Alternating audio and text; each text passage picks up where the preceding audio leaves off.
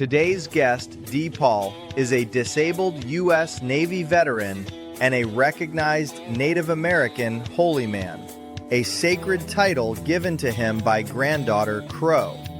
For decades, he has walked the line between the seen and unseen, cleansing haunted properties, confronting dark entities, and helping people find peace and healing from spiritual afflictions. More than a medium, D. Paul is a Heioka, both healer and seer, whose path is rooted in Native tradition and guided by his Christian faith. Known for his prophetic insight and supernatural encounters, he carries wisdom not only through his work, but also through his writing, which he calls messages from his true ghostwriter. D. Paul's mission is simple yet profound: to battle darkness, bring light, and serve as a vessel for Great Spirit. Please join me in welcoming D. Paul. How's it going, man? Holy mackerel, Don! I gotta meet this guy. Who the hell was that? Wow, he sounds impressive. He is. He is a very honest and prestigious man doing some great work. If you were to know him, what would you say about him? Oh, I gotta shake your hand, man. You sound like the cat's meow, man. Wow.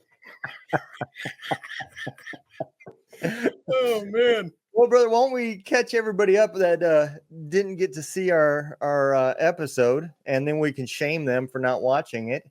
Bastard. But yeah, absolutely, man. But why don't you tell everybody a little bit of background about yourself? And try to eclipse that video? Are you kidding me? Holy cow. Got a team of professionals working on that one. Man, I gotta hire you just to make me feel good. So I'm all of that stuff that Don put in that video and a bag of chips. Okay. That and 50 cents will get you a small mug of coffee, right? Absolutely. $50 now for a mug of coffee? Where the hell are we these days? It's a little bit more at Starbucks, but yeah. Yeah. Remember when coffee was a quarter? Yeah. Not sure you're old enough to remember that, but I do. Yeah, I remember it as well too. I also remember when Dunkin' Donuts had handles on their donuts, so you could actually dunk them. Now you say Dunkin' Donuts, and people kind of shake their what? You mean Dunkin'? Sorry to get off on a tangent, but you're good, man. You're good. So, we talked last year about your book and your Navy career. I want to dive into your later projects. What since last year, what have you released and what have you been focusing on? Yeah, so as you know, I've spent decades battling on behalf of veterans and doing what I can to save lives and fight the 50 plus a day suicides and all that. And at a certain point, I had to step back and say, all right, I've put 4+ decades into these type battles. It's time to do some things that I've kind of kept quiet, if you will. Mm-hmm. And honestly, my work with veterans was kind of a precursor, if you will, or I shouldn't say a precursor. It was kind of like setting the stage for what I really wanted to do, and that's to help people spiritually and openly go out there and clear out darkness and evil and put demons in their place, if you will. And that's what I've been doing. And I had this one property that's a few miles from my house that's been echoing in my ear to tell me your story. So a few years ago, I started putting the pieces together, and some friends of mine, some guys I grew up with, lived there for a period of time, and they stopped by out of the blue. And if you know me, people stopping by my house is not something that happens daily. I can see the smirk on your face for the same thing. You bang on the door, you tend to see a shotgun barrel before you realize who's behind the door, right? Yeah, absolutely. But, an old friend showed up, pulled in his motorcycle, and starts talking about the Windham Inn and how this cat was scratching at him and so on and so on. And I couldn't shake it anymore. The the wanting and the willingness, spirit pushing me to start telling the story of the mysteries at the Windham Inn, right?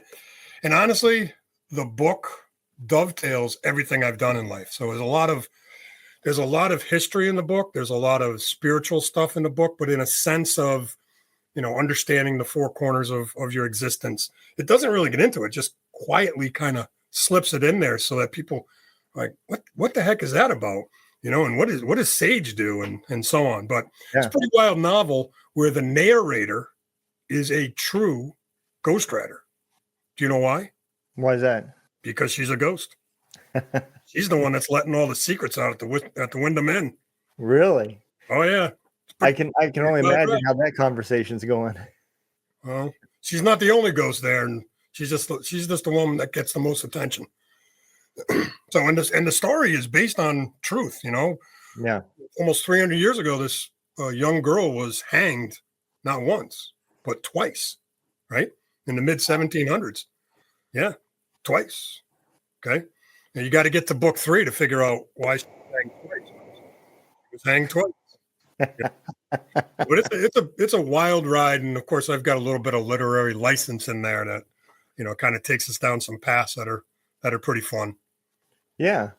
So when you had this conversation with this spirit, were you shocked, or had you kind of already done a little bit of research and knew some of the history of that place? No, between people and spirits, they have been kind of telling the story for years. So for me, it was more like just kind of remembering some of the stuff and tapping into some things that I was told and so on, and then of course there's always a little creative imagination mixed into it. But it's more along those things of, remember when you went into the military, and you kind of knew you were going to do this, and then you're there and you're just kind of walking through it. Well, that's what it was like. Okay. I mean, I knew I was going in the military, and boot camp wasn't a surprise. It was just, all right, so this is my next step, right? Yep. Yeah.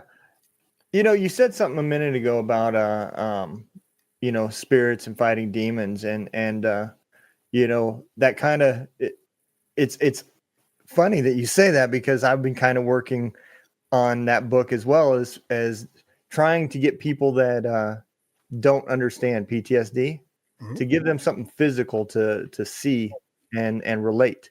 And that's, my story with when demons follow us home, or follow you home. My question is, do you think that theoretically that could be a possibility, that just negative energy and negative entities do attach to people that are going through trauma? Yeah, that's a loaded question. Okay, that we could do an entire podcast on, and I'd happy to do it with you. Okay, so let me try to give me a slap every now and again to keep me on point, so I don't go off on these tangents that I take us on. Right? Just kind of go, hey, stupid, you're supposed to. Okay, I get it. All right. One of the vets that I've recently helped, to use an example to answer your question, his anxiety was insane. Right? Now, you and I know anxiety, right? So people that don't understand anxiety, I say to them, can you feel gravity? No. Not really. Well, then how do you know it exists? Right? Well, anxiety and gravity to me are the same thing. It's there, but how do you know it exists? Right? Right. Okay. So explaining anxiety to somebody is like explaining gravity to somebody. Okay, unless they experience it, you can't do it justice. Okay, right. So my next step in this evolution, if you will, my journey, is focusing on things like helping veterans with the spiritual part, as we mentioned earlier. And doing that, it became crystal clear to me exactly what you just said. Veterans with PTSD and so on, how do they attack? Yes, I make this crystal clear to anybody I talk to. When you go through trauma, depending on your level of trauma, it doesn't matter if it's military, non-military, doesn't matter. You actually get a peek behind the curtain, right? Because a level of trauma opens you up internally to things that, the three-dimensional world doesn't like to talk about. Right. So when you go through a trauma or you face death or you deal with that fear level that you have to push through to get something else done, right? You've opened yourself up to what I call the light, or what I'd like to say is the light and the dark. Okay. Yep. So if you're not protected with the light, man, darkness is just screaming at you. Okay. So let me go back and try to recap this so I make sure I made my point and didn't confuse myself. When anybody goes through a trauma, just as an example, we open ourselves up to the dark side. Yep. Darkness sees that, smells it, and attacks. Okay. Yep. What will follow next? Anxiety. Now, is 100% of anxiety caused by darkness? No. But know this. The most recent vet that I helped, the last step in helping him was to clear his house and then clear him. And I hand to God, once we cleared him, okay, and his house, and I brought the angels in and they powdered everything up, man, you can feel the weight disappear, right? Yeah. His wife says, "Oh my God, look out the window." And I'm looking around. I'm expecting, right, the devil just flew in. Now he's really pissed off. I've really crossed the line here and I'm in deep crap. Well, I'm looking around. I don't see anything except a flock of birds. And she said, there hasn't been a single bird in our yard in years. Now they're all here. And they were in the trees and they're whistling and doing their thing. Okay. For them, it was an extremely spiritual and emotional moment. For me, it was rather, yep, okay. Because I could feel all this. Mm-hmm. But for them, once that darkness was removed from their global environment, their house, their property, their vehicles themselves, light got back in, moved the dark out, and the outside world, including nature and the spirit world, see that. Next thing you know, the vet's going to church. Him and his wife go to different churches, but, the point is that he found his way to a spiritual path that fits him once I was able to get that darkness outside of him. Remember that thing I was trying to tell you about pointing to make sure I don't go off on these tangents? Yeah. Keep me on point, Donner. Next thing you know, we'll be talking about the Panama Canal and, Well, I'm sure we can find some spirits down there too. I went through the canal. Let me tell you something.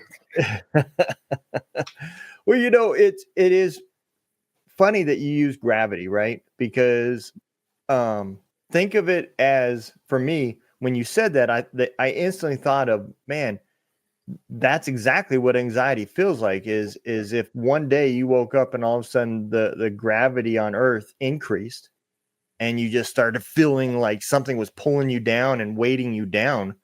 And that is exactly what anxiety feels like, man. That's spot on. And that darkness, and something that kind of made me think of this is anxiety fills you full of negativity, right? Like Yes. fear. You just don't know. You feel like there's something bad about to happen, but you don't know what it is. You can't put your finger on it. And so I completely understand. And it would make sense that some sort of negative energy is part of this. Otherwise, you would know what the bad thing is that is affecting you, But for me, I never do. I don't know what it is that's making me feel that bad. And it's usually when I first wake up,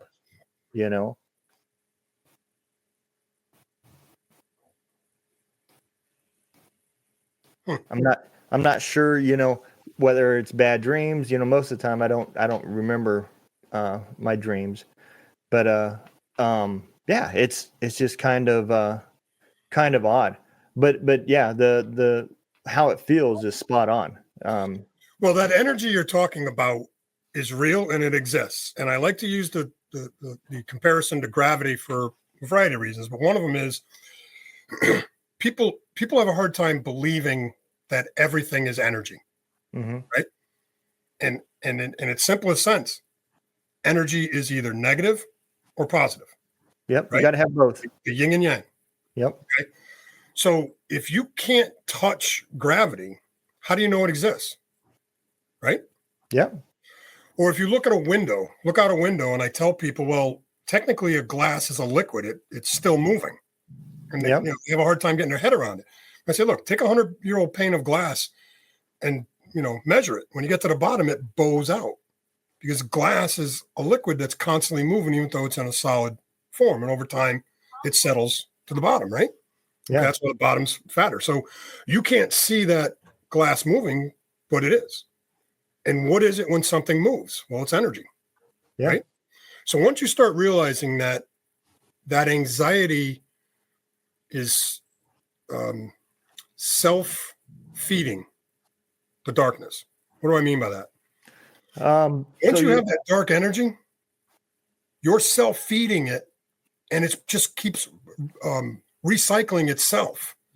So until you can release that dark energy by bringing in white or positive light, it's going to keep doing that thing and giving you the anxiety, and especially for you in the morning. Yeah. Yeah. And that's exactly how it feels too. It's just really, it's really heavy, and it doesn't happen every time, it's not like every morning, this is the way I wake up, but there is days and it ruins the day for sure, because it takes so long to get yourself out of it. And I used to be powerless. I used to, once it would happen, I just would go through the day scared or angry or irritated and all that stuff. And I have gotten better at being able to control that now. And it comes from being able to let things go. But, the part that you said that really makes sense. And, I always like to relate to my listeners that, this is one person's story, but when you start hearing multiple people saying the same things, there has to be some validity to it. I had a guest on who's from Australia, who's in the Australian military, and he had a great analogy for exactly that kind of negative energy. He called it, think of it as a garden, right? And that negative energy is fertilizer, shit. And if you don't do something with it, then you're just standing around in a pile of shit, right? He said, when you have negative energy, what happens is these weeds grow in your head, and they know what feed them and what will kill them. And it's like they have eyes, and you wake up one day and you say, I think I'm going to go to the gym. And these weeds know that being healthy is not what's going to feed them. And that's when that thought comes through your mind. Well, maybe I'll just watch this show for a while, and that's the same thing as what you're talking about. And, he's talking metaphorically. He's not really saying there's weeds in your head, but that's exactly what it is. What is it that, you decide one minute you're going to go to the gym and you're putting your shoes on, and then all of a sudden, where does that idea in your head come from?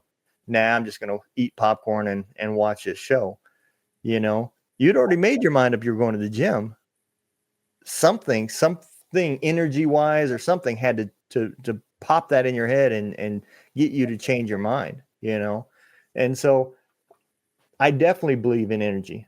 That's just one guess. I've had several guests that talk about, similar items. One being a psychic / medium, and she said the same thing, So yeah, I've had enough guests on here that I definitely believe, and the listeners can make up their mind. They can go back to other shows, other episodes, and see that I'm saying the same thing. Let me ask you this: when you're approaching somebody that you're going to help, right? What are the first things that you need to? I mean, obviously, anytime you're dealing with an enemy, you need to know your enemy, and how is it that you know what you're up against? I guess that's what I'm asking. Yeah, I don't. I don't. So the first thing that you have to do is protect yourself. So there's a variety of things, a number of things that I do to ensure that I'm protected against the darkness. Mm-hmm. Okay. Happy to go into it in detail, but for the overview, you're bringing in light, you're setting up spirit guides, you're, talking to the spirit world and telling them what your intent is. Okay. so that the spirit world is clear what you're doing, right? And then I try to connect with and listen to what's going on, whether it's a person or a place or both, okay? And then I just let the spirit world do its thing. It brings me whatever answers or whatever things I need to know before going there. And then I pay very, very close attention to the natural world, right? Any place I go, I guarantee you will see a hawk. Any place I go, guarantee it. We went to a house in not an hour from here. And as I'm walking the property, always come from your right, always approach from the right in the certain circle, right? There's a lot of things that you got to learn to do to help protect yourself and how you're going to approach something. On this particular day, we weren't there for an investigation or to help. We were there looking at a property. Okay. So while I put protection up all the time, when I'm going into something, I usually have a lot more layers of protection. So as we're about to go into the house, this hawk is overhead and he is screeching. And I got my youngest son with me and my wife, and I'm looking. My youngest son's got some gifts as well. And I'm looking up and I'm like, what are you trying to tell me? And I'm kind of like, well, I'm not here for that. So, what is it? As soon as my wife and I walked through that door, oh my God, you could feel it. All right. Long story short, there's a extremely dark energy entity that's holding on to 3 children, but 2 of them I could see. One I couldn't see, and he had them as they're trapped, and that's how he feeds his energy by the ghosts of those children. Okay, so now I'm hearing it. I'm hearing it. Murder. I was murdered here. My wife, got so heavy, so dark that she had to back out. All right. For me, I don't feel it the way she does or other people do. I just go right into it. Anyway, long story short, when we left, the lady said something. And I said, "Who was murdered in the house?" And you want to see people turn green, right? It's like, oh, that was a couple of years ago. It didn't happen, blah, blah, blah. Anyway, but to back to your question, remember what I said? You got to keep me on track or I'm going to keep us. I'm good. The tangents is the fun part. So I think I'm back on your point. I hope. But there's a lot of things that you have to do to protect yourself going into a situation. And then when you leave the situation, there are specific things that you want to do to clear yourself. I was just on a podcast with another guy who's, spends a fair amount of time with a lot of these ghost hunters that are on TV and so on. And before he started talking, I said to him, I go, listen, man, that thing you were talking about, that thing's connected to you. And he pulls back and he goes, well, I already talked to a medium and it was attached to me and they got it off. And I says, pay attention. There's still a cord attached to you. She may have gotten it off of you, but there's still a cord attached to you. So think about it like this. Nobody pays attention to anything above this level when they're walking, driving, whatever. Yep. Look up. You see power lines everywhere. Yeah. Right? Imagine how many spirits are around you. Right? Yeah. Imagine how many cords are connected to you. Every time you reach out to somebody, every time you think about somebody, you're energetically connecting to them. Right? Yeah. You know this because you have to concentrate to think about a person or to pull back a memory, right? So you're connecting to that.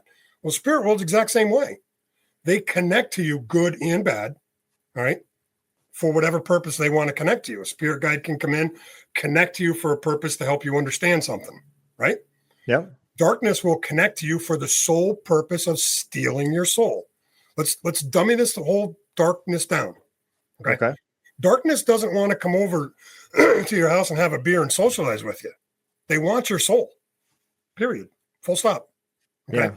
If they can't collect your soul, they want to entrap you so that they can use the energy, your energy, to feed their life or feed their existence.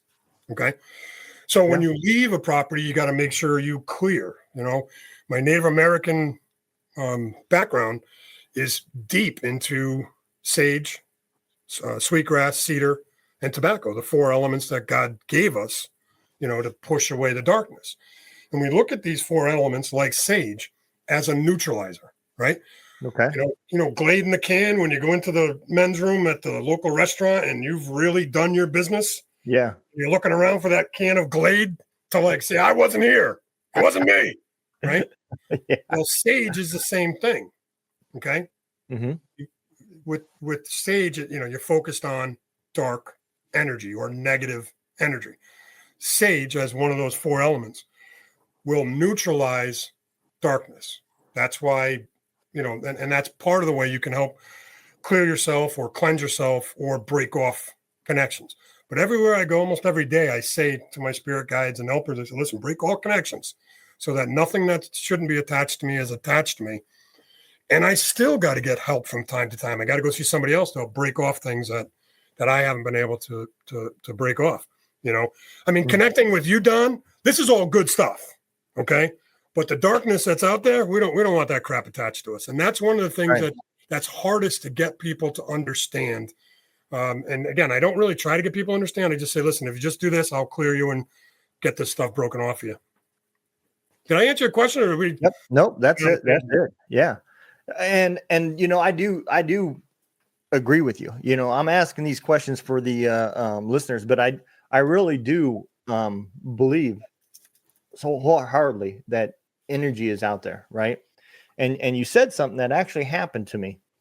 I was on a plane headed to Afghanistan, and I've lost a lot of memories about places and things and stuff. And but this has stayed with me forever. To give some context, my mom had a boyfriend that she had been with for years, and I had became really close to, and they had separated their ways. And I was on a plane, a C-130, flying to Afghanistan from Qatar. And I all of a sudden got this deep feeling that I should call him. Call him? Yep. And the plane landed, and usually the first thing I do is always call my wife when she knows that I'm headed over. And I gave her a call and to tell her, hey, look, I'm okay. Life's good, yada, yada. And the first thing she said to me was, have you talked to your mom? And I said, no.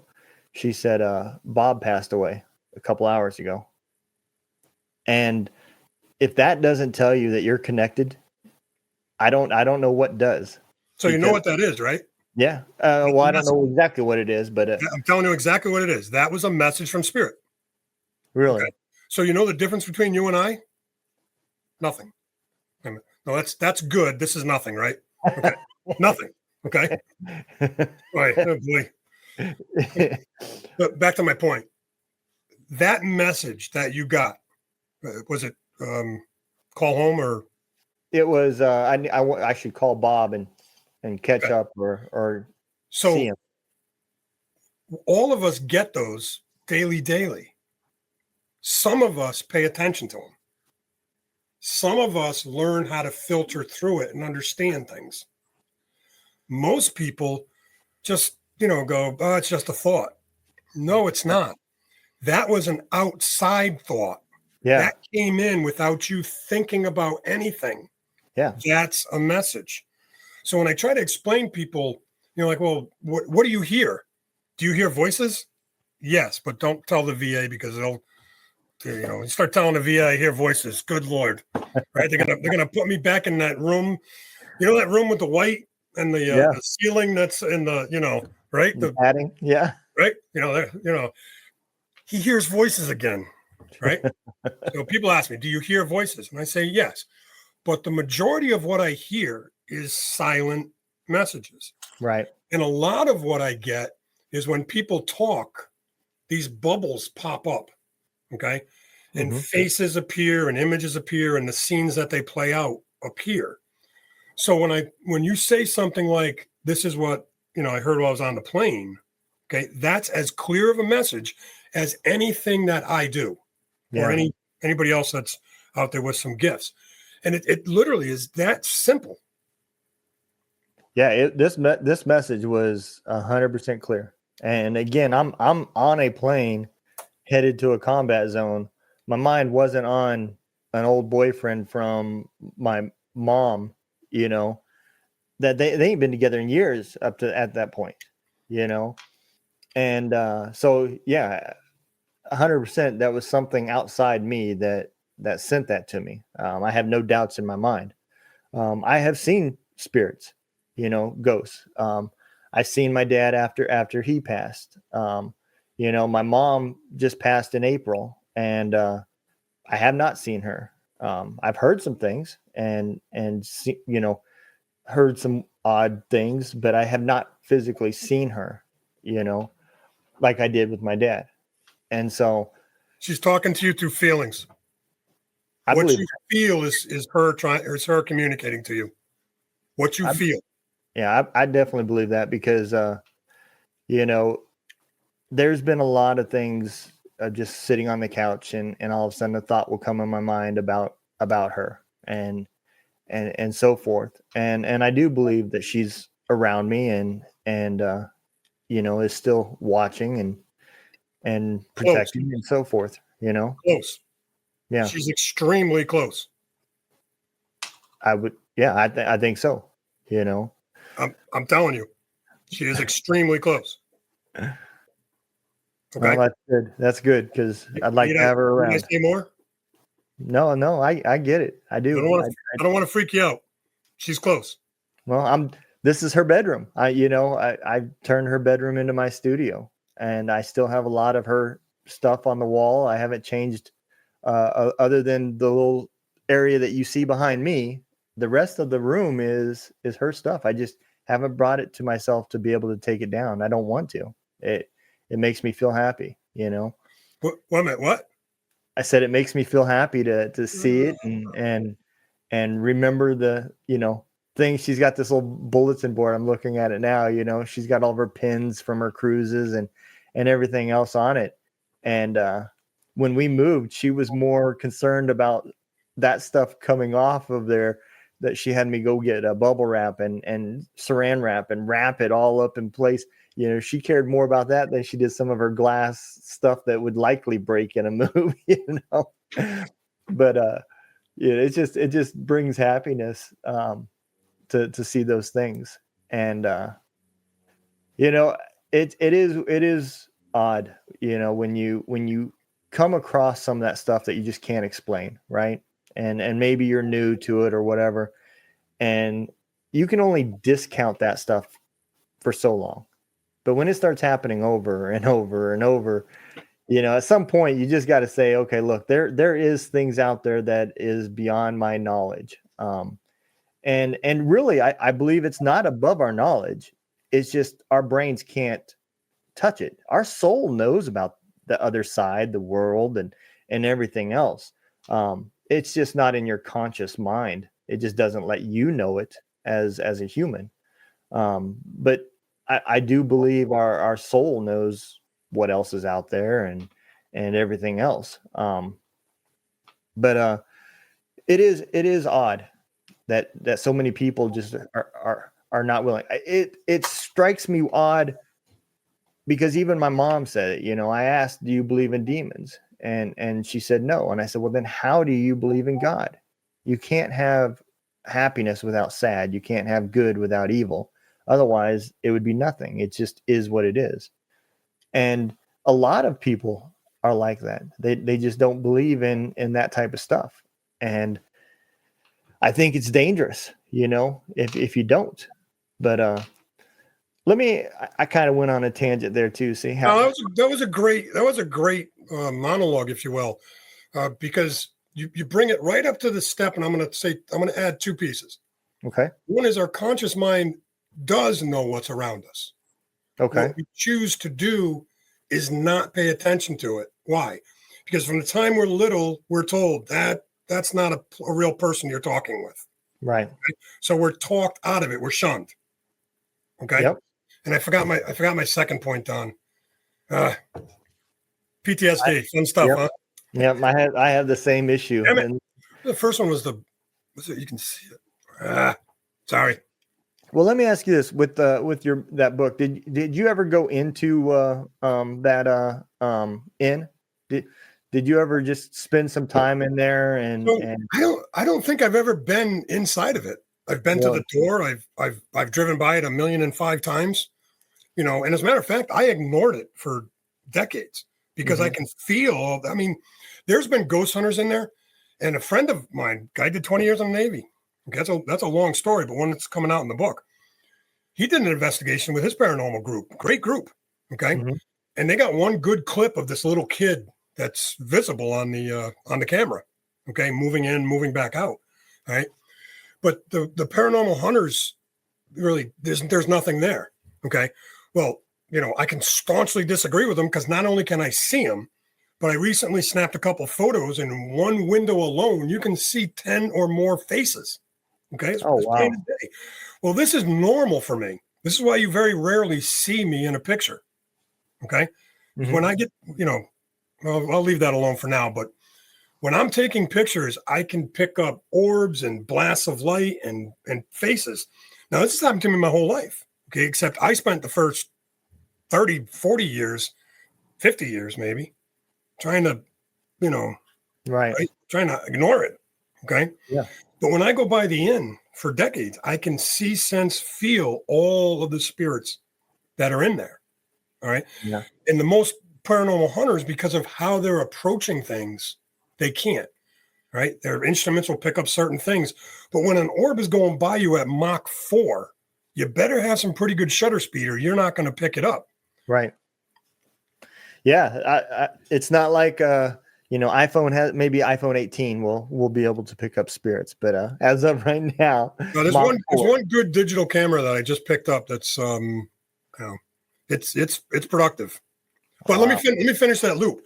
But on this particular property where this girl was hanged, I think I said this earlier. Yep. But she's been seen ever since her hanging, walking the streets and the farmlands, and peeking in people's houses and so on, to the point where cops have been called for an abandoned woman on the side of the road. Not once, not twice, hundreds and hundreds of times. Wow. Yeah. And so is she tied to that place, or is it? That's where the book really comes into play.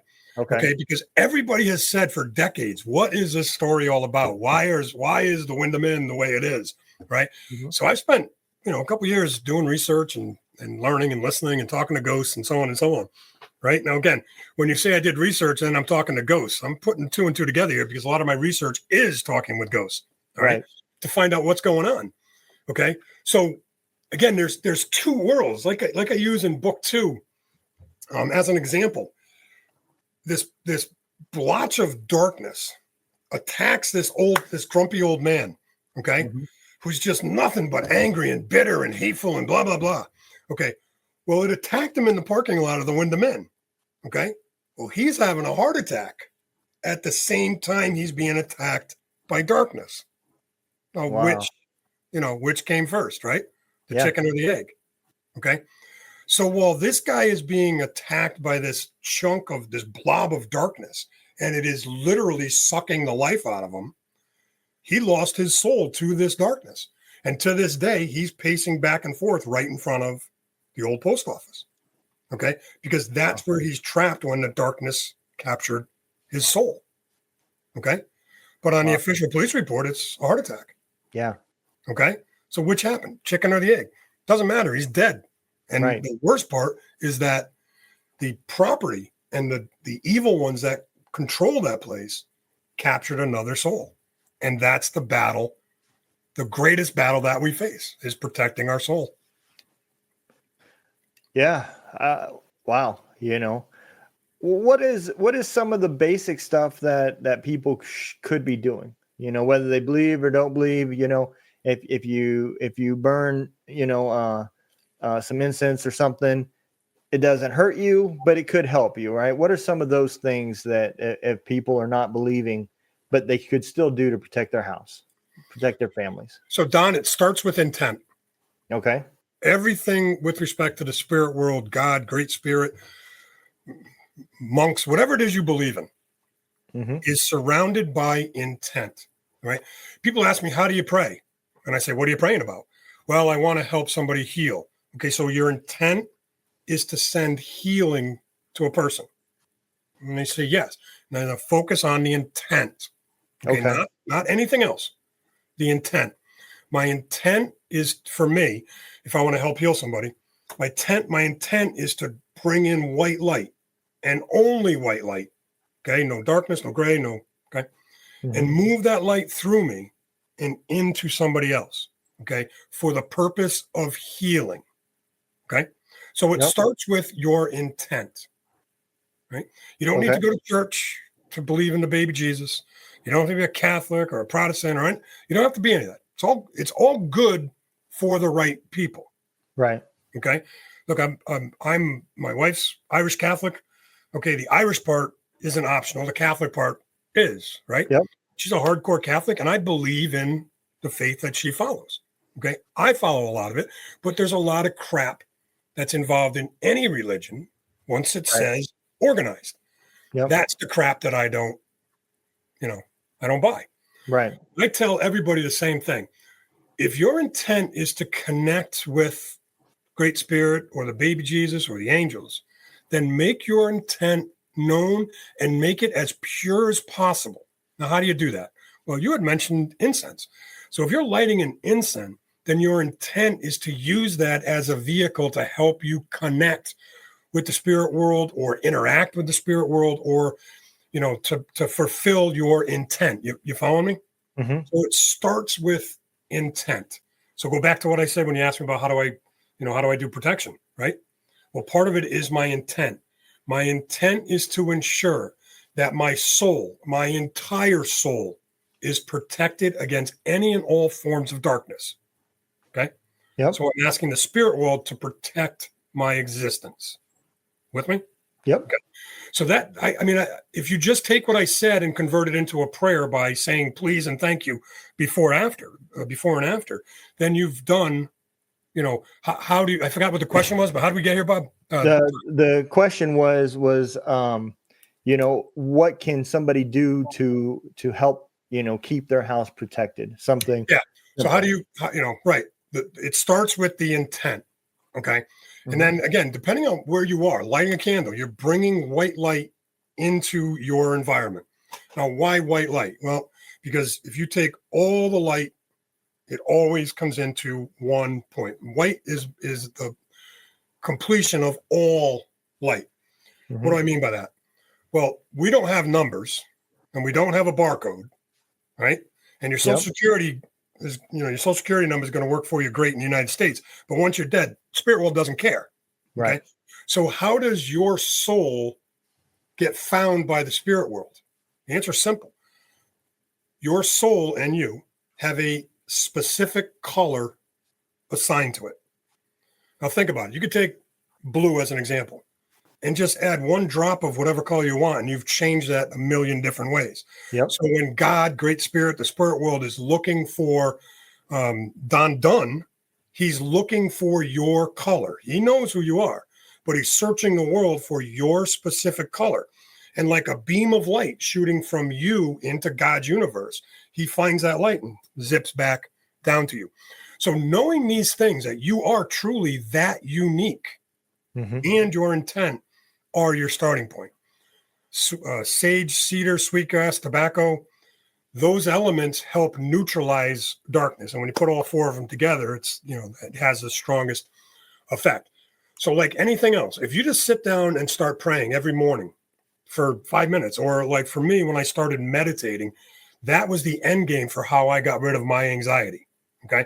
So when I start having anxiety again, I double up on how much time I spend meditating. Whether it's 5 minutes or, an hour. All right. But that's how I eliminate that dark energy. And again, I'm off on a tangent now, but to kind of close loop on your question of how. A starting point and your intent. If you just pick up the Bible and it says a Hail Mary, or pick up one of the cards that has a prayer on it, just recite that prayer daily. Okay. Mm-hmm. With intent. I intend to be a stronger white light being.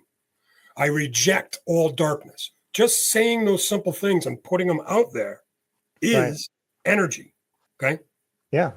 And you said a couple things, I know you thought it was a tangent, but you said something that was really, really good. And that light that you're talking about, it makes sense because so many people talk about how they can see energy around somebody, whether it be negative, positive, and it comes in the shapes of colors and so forth. So that part makes perfect sense to me. And the part about putting it out into the universe by just saying it, right? maybe people think that that's too easy, that there should be a Harry Potter wand or something that you have to use. But the truth is, how many times did you think something bad was going to happen and it did? How many times did you think something good was about to happen and it did? And those thoughts are, like you just said, being put out into the universe. And what you put in is what you're going to get back. I'm a big believer in that. Let me jump on that point. You had mentioned that your dreams and you don't remember them. Mm-hmm. Okay. My whole life, I've dreamt stuff that's coming. Okay.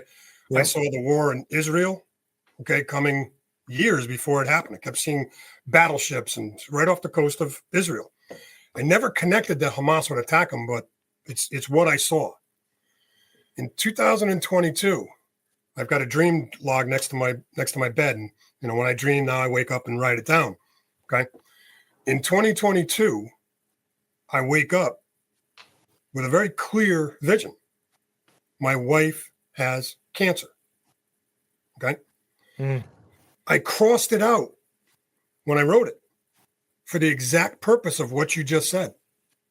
I didn't want to put it out there and make it real. Right. So I was caught. Do I listen to my dreams or do I cherry pick what I'm being told? Right. So then under the cross out, I wrote cancer. Okay. Yep. Sometime later, another dream shows me the outcome. I'm not going to talk about it. Right. But I already know what's coming. Now, can we change that? Of course we can. For the good or for the bad. Right. You with me? Yep. Okay. That comes down to free will and intent. Okay. Yep. So if I'm sick and I've had enough of this life and I don't want to live anymore, I've declared my intent, right? Yeah. It's not going to last much longer. But if you're determined to stay on this earth, 2 boots upright, and that's your intent, listen, you've got to scream that from the rooftops, pull in white light, and demand you be heard. And I guarantee you, you will be heard.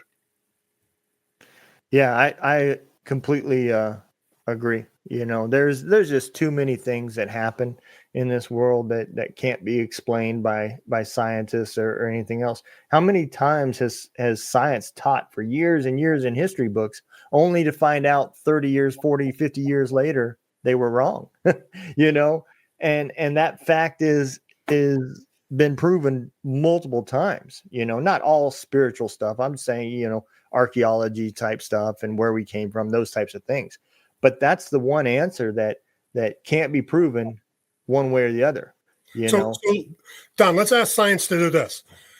Prove love. Yeah, you can't. Prove sadness.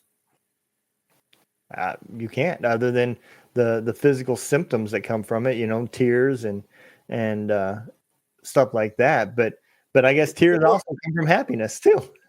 Prove gravity. Yeah, you can't. Well, science is going to tell you that gravity's there, but they have no proof. Right. Other than dropping something, but then what is it that pulled it down? Was that gravity or was that something else? You can't touch it. You can't feel it. You can't see it. So how can it be real? Oh, wait a minute. Are we talking about spirits or are we talking about gravity? It's pretty much. Well, if you can't see gravity and you can't see us, well, I can see spirit. Okay, but you're saying it isn't there, but is gravity there? Then how about love? Now, everybody knows love, especially mama's love, right? Yeah. So show me love. Tell me how to touch it. Same thing with sadness. Yeah. Or anger. Or anxiety. I'm familiar with that one. These are all energies, right? Yeah. So science has already said that everything is energy. Well, if everything's energy, then how come you don't believe in ghosts? Right? Because if everything's energy and it doesn't die, it just reforms, reshapes, takes a different, you burn diesel and it becomes energy. It's converted into something else, right? Yeah. Okay. Well, then what you die, what happens? Right? Or where does a soul come from, or your personality, or right? I mean, this is where I have a good time when you're around people that are trying to understand Okay. But they're not, they need that nudge, Right. Gravity, love, hate. Okay. You can't see it, sense it, touch it, taste it, but you can feel it. Yeah. So pay attention to that part, because I know you can feel your mother. You just can't see her. Correct. And she's so close to you that she lets you feel her energy because she's trying to help you constantly. Okay. Yep. You with me? Yeah. Now explain that to me. You can't. Yeah. Yeah, you're right. And you even having those thoughts that pop in your head about, something to do with your mom, or even, the fact that there'll be times I'll see something on the news and I'll be like, oh, I need to tell mom about that, and then it hits me, that I can't physically, like I was thinking, tell mom about that, but I can still tell mom about that. She's It's listening. just in a different way, and Listening. it is tough to wrap your head around it. And I do understand why some people are afraid to understand it, because that's what I think a lot of it is fear more than it is, that they don't think it exists. They're just they don't want to believe it, because if they did, then it becomes real, and if it's real, then it becomes an emotion, and that's the part that people struggle with. I know we're getting close to the top of the hour, but I want to hit on a few more topics. Let me ask you this: with the fact that we all say that everything's energy, we're gonna assume that everybody believes that, and that there is spirits, there is the afterlife of some form, right? Yes. What is it that decides whether or not the spirit moves on to that other side or sticks around? Is the old buzzwords of unfinished business, is that really a real thing, or is there other things that determine, is Earth just a holding spot until you move on? What is it that causes that? So you're talking about ghosts or spirits that, a person dies and they don't cross over? Correct. Yeah. And the ask is why? Yep. Okay. Yeah. Unfinished business is the one I hear most often. Me too. But trapped. That's one of the biggest ones. Okay. Okay. So for me, my soul was fractured. I went through so much trauma from childhood and so on, that pieces of my soul were scattered. Right. So when I had to take another when I decided to take another step toward shamanism and my Native American beliefs, I had to go through some ceremonies to reclaim my soul and put it all back in one box, if you will. Mm-hmm. Right. So for me, if I'd have died, say, before I did that ceremony, would there be pieces of my soul out there raising hell, or would my soul re-meet in the afterlife and make me whole again? I don't have an answer for that. I know this. Every night I go to bed, I say a prayer. Part of that prayer is to my gatekeeper, the guardian angel that watches over me. Make sure that my entire soul is all together and gets brought back to God. Okay? No lingering, no hanging around. Get me back to where I need to go. Okay? Don't leave me here as a ghost or a spirit. Don't want it. In that sense, it makes me look at people in a different way. I'll use an aunt as my example. Okay. I had an aunt, fell down the stairs, broke her neck, okay, but lied there for a while before she died. Both of them were in their 80s. My aunt and uncle are in their 80s, okay? My uncle, who was dealing with the early onset of dementia, found her, okay? I kept hearing my aunt calling me, but I was busy and I didn't feel like engaging, okay? Then I got the phone call, right? Well, I can tell my cousin that she was there and she stayed with her husband for a significant period of time. She would not leave him. So when I would connect to see if I could help, I can feel her sadness. And that's the only thing you could feel. Pure, raw sadness. Okay. She was not moving. She was staying right there. No effing way she would move. Maybe the baby Jesus came and said hello. Maybe. Okay. When my uncle passed about 9 months later, poof, both of them gone. Okay. I could see him at the funerals. I could see, and the sadness vanished. Okay. I mean, I got goosebumps saying this. Okay. Yeah. Then when he passed, two of them together, my cousin, very, very smart girl, not doesn't have a lot of faith, doesn't have the church behind her or a religion behind her. She just, kind of one of those people that, I'm not an atheist, but I'm not right. She had reached out, and I can hear my aunt and uncle talking to me saying, listen, we need you to talk to her. We need you, especially my aunt. We need you to help her. Okay. So I engaged and I did what I could. And I kept saying to her, listen, you're going to take a bike ride. When you do, snap some pictures. Okay. Because there's something they want you to see. I think it's a hawk. I'm not sure. She sends me these pictures and she goes, I don't see anything. So I'm scrolling through the pictures and I'm like, I got to send a picture to you. It's crazy. Okay. And up about 30 feet up in the air in this pine tree is this ball of light as bright as anything you will ever see. Now, most people say, oh, it's a lens flash. It's this, it's that. Listen, sometimes it is. Many cases it's not, and I can tell the difference. Okay? Yeah. That was the two of them trying to tell her we are right here with you. Okay. Yeah. Now, to make the conversation, when she saw this picture, tears just start pouring out of her. Okay. And again, I know why, because now she's connected with it. And for a brief moment, she accepted it. See, when she accepted it, she opened herself up. Right. Right. Yep. But there was so much good, so much love associated with that. No darkness dare get near it. Okay. Yeah. That's when her mother and father came screaming into her, and the tears and the emotion just was boiling on. She's on the phone with me. I'm looking at this picture. She's just losing it, but in a good way. Okay? Right. She's trying to release. Okay. Sound familiar? Yep. Like you and I? Yeah. We got to release all that trauma. Okay. Fast forward to today. Okay. She's comfortable. She's doing these things, but now she pays attention to what she hears. She knew her mother was around. She just couldn't accept the connection. Again, highly educated women. Right. Yep. Very smart.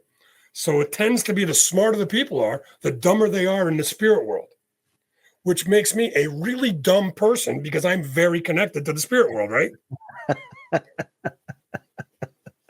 Not necessarily, but I can understand that too, people that tend to be very book smart, as we like to call it, right? Science.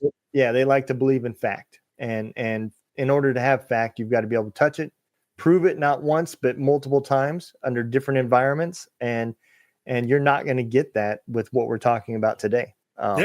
So in that example, the sadness of my aunt kept her earthbound.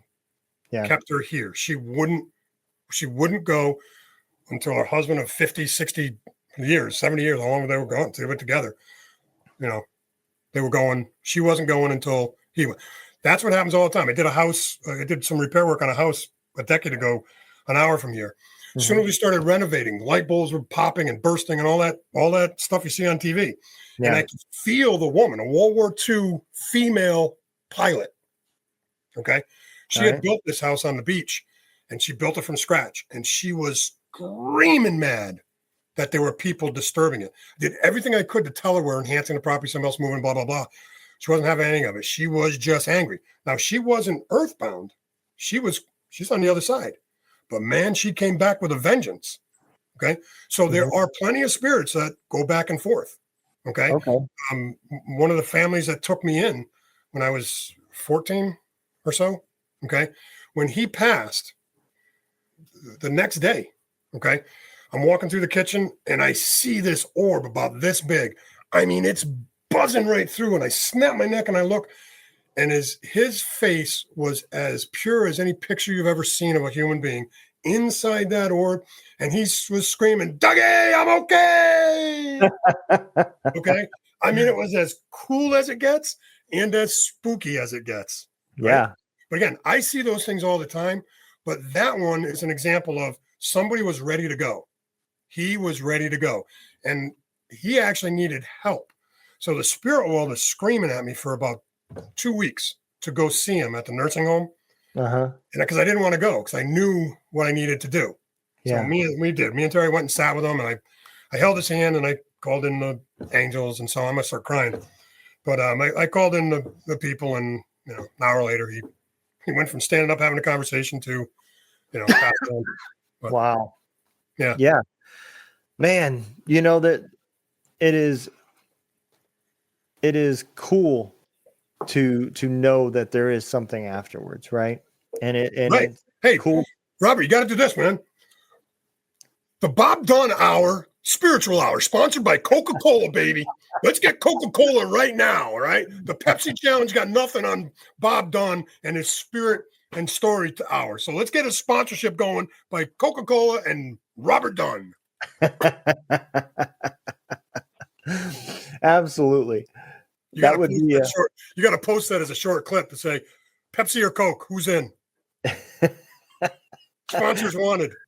the choice of the afterlife, Coca-Cola. Right? Sponsor me or else. Do. Yeah, we'll send them, man. We will send them. No, it is really cool, and I think a lot of people, if they would just open up, they would find some peace, Yes, by accepting it. And yeah, let me jump in there. That's exactly what happened to me. I was fighting against what I am for so long that when I finally accepted it, everything else started falling into place. I'm sorry for cutting you off, but it was an important point. Yeah, no, absolutely. Well, brother, I'm going to bring you forward, man. Give everybody the opportunity to find your books and learn more about where they can keep up with you and maybe even reach out if they're in need of some help. Best book you're ever going to read. The Mysteries at the Windham Inn. It is spooky and funny and a few other things. But it's a great book. This is book one. Book two, it comes out October 1st. You can get it on Amazon. If you want to reach out, you can find me on Facebook at D. Paul or D. Paul Fleming. I write under on two author pens. One's Doug Fleming and one's D. Paul Fleming, and one is D. Paul Mysteries of the Windham Inn. If you want to reach out to me, D. Paul at Blackhawk Books. You can find me on X and a few of the other places. But the best place to find me is with Robert Dunn on his program, baby. Absolutely. Well, I hope all of you guys out there can open up and accept the things that are unknown or unseen, and just know that there is more out there. If you're looking for some help, you know, you've got to understand that one of the pillars of life is faith, and you've got to believe in something. There's no progress when you believe in nothing. And once you accept that, you'll find that life gets a little bit easier. And then you can work on that next pillar until you finally become complete. So I hope all of y'all are having a safe time, enjoying the show. And don't forget, make sure you subscribe, ring the bell if you're watching this on YouTube, or just follow on any of the podcasts that are out there. Don't let the day kick your ass. Kick the day's ass.